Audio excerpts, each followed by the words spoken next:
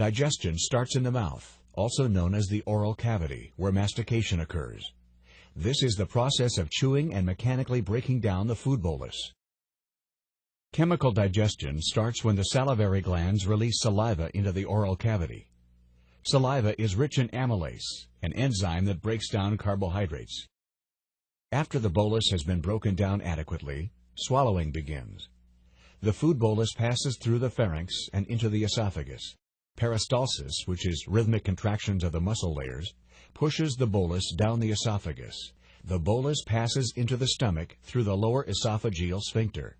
This sphincter normally remains closed, preventing reflux of the stomach contents. The stomach is divided into anatomical regions: the cardia, fundus, body, and antrum. The muscular outlet of the stomach is called the pylorus.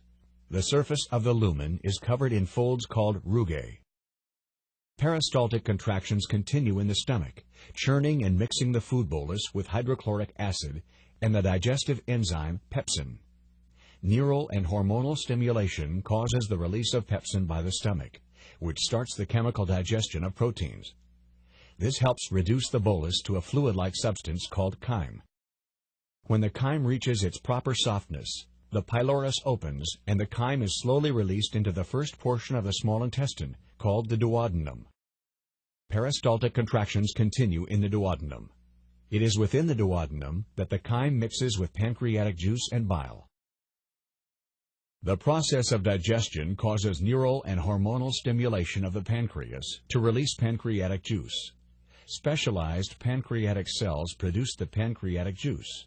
The juice contains digestive enzymes and bicarbonate. The major digestive enzymes are amylase, which digests carbohydrates, lipase, which digests fats, and protease, which digests proteins. When pancreatic cells release the juice, it flows through tiny pancreatic ducts, which lead to the main pancreatic and accessory pancreatic ducts. Then the juice is released into the duodenum through the major and minor papillae, where it mixes with the chyme. In order to protect the pancreas, protease is released in an inactive form and is activated once it reaches the duodenum. Bicarbonate within the juice acts to neutralize the acidic chyme, which creates a favorable environment for the digestive enzymes to function. Located above and in front of the pancreas, the liver has many roles, including the maintenance of metabolic homeostasis. The liver maintains this because it receives most of the blood flow via the portal venous system from the small and large intestines. This blood contains nutrients absorbed during digestion. The liver processes these nutrients and vitamins and helps detoxify the blood passing through the portal venous system. Another role of the liver is the production of bile, which is a liquid that contains bile salts and other substances. Bile salts emulsify fat within the small intestine.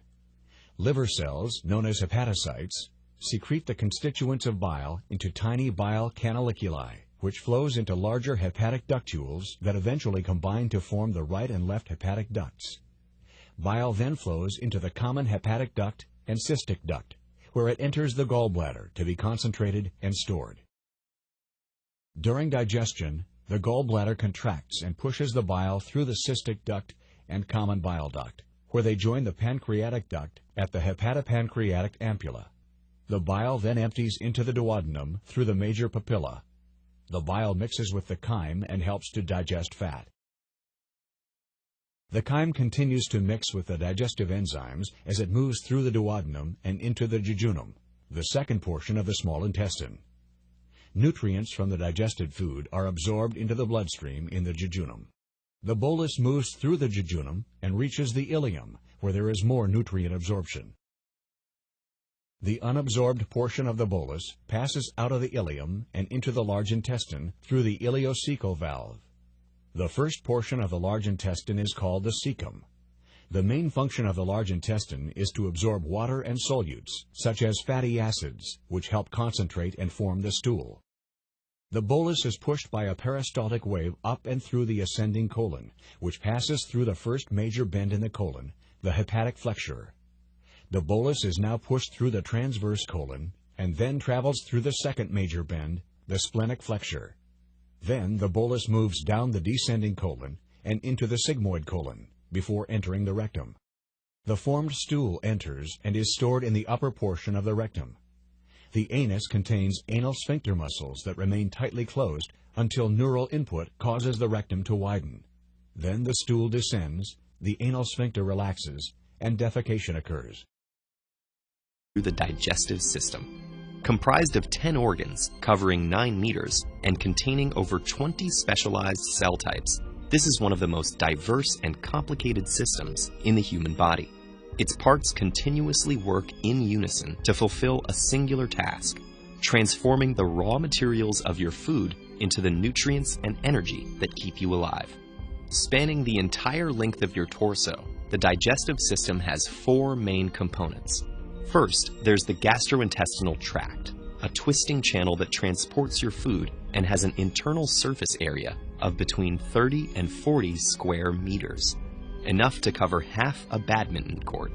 Second, there's the pancreas, gallbladder, and liver, a trio of organs that break down food using an array of special juices.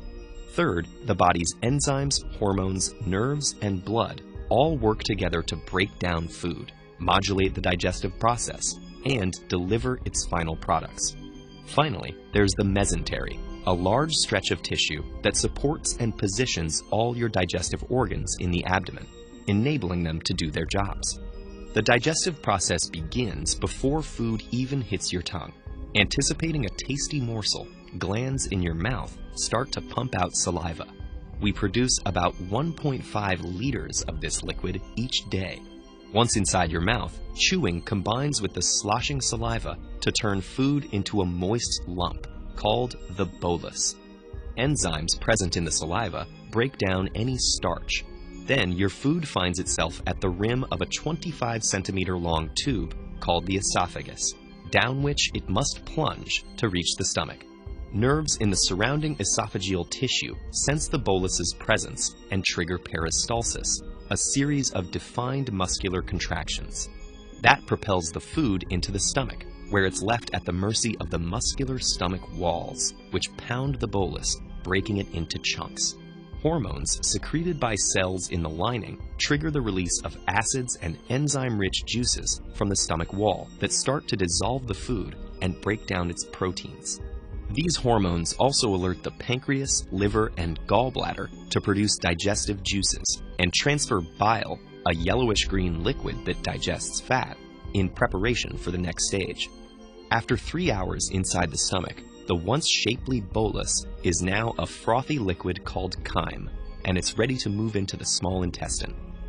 The liver sends bile to the gallbladder, which secretes it into the first portion of the small intestine, called the duodenum. Here, it dissolves the fats floating in the slurry of chyme so they can be easily digested by the pancreatic and intestinal juices that have leached onto the scene. These enzyme-rich juices break the fat molecules down into fatty acids and glycerol for easier absorption into the body. The enzymes also carry out the final deconstruction of proteins into amino acids and carbohydrates into glucose. This happens in the small intestine's lower regions, the jejunum and ileum, which are coated in millions of tiny projections called villi. These create a huge surface area to maximize molecule absorption and transference into the bloodstream. The blood takes them on the final leg of their journey to feed the body's organs and tissues. But it's not over quite yet. Leftover fiber, water, and dead cells sloughed off during digestion make it into the large intestine, also known as the colon. The body drains out most of the remaining fluid through the intestinal wall. What's left is a soft mass called stool. The colon squeezes this byproduct into a pouch called the rectum, where nerves sense it expanding and tell the body when it's time to expel the waste. The byproducts of digestion exit through the anus, and the food's long journey, typically lasting between 30